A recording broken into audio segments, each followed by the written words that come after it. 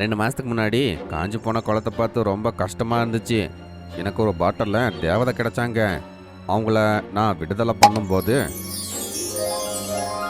நம்ம குளத்தை தண்ணியால அவங்க தான் நிறைய வச்சாங்க. ஓ, என்ன சொன்ன? தேவதை பாட்டில்ல இருந்தாங்களா? ஆமா. ஏன், என்னாச்சு? இல்லை இல்லை, ஒன்றும் இல்லை. அப்படி சொல்லி காகம் அங்கிருந்து பறந்து போச்சு. ரொம்ப நேரத்துக்கு அப்புறமா அந்த காக்கா ஒரு குடிசைக்கிட்ட போச்சு. அங்கதான் அந்த வேட்டைக்காரன் இருந்தான். அட கருப்பு காக்கா, சொல்லு, ஏன் வந்திருக்கங்க? மாண்டு வேட்டைக்காரன், உன்கிட்ட ஒரு தேவதை இருந்தாங்கல்ல, அவங்க எங்க? அவங்க என் இச்சையை நிறைவேற்றவே இல்லை. அதனால அதை ஒரு பாட்டிலில் போட்டு காட்டில் போய் புதைச்சி வச்சுட்டேன். இப்படி கஷ்டத்தை கொடுத்தா மட்டும்தான் என்னோட இச்சையெல்லாம் அது நிறைவேற்றும். அப்படியெல்லாம் ஒன்றுமே ஆகாது. நீ அதில் தரையில் புதைச்சி வச்சல, சோட்டுமானு அதை விடுதலை பண்ணிடுச்சு.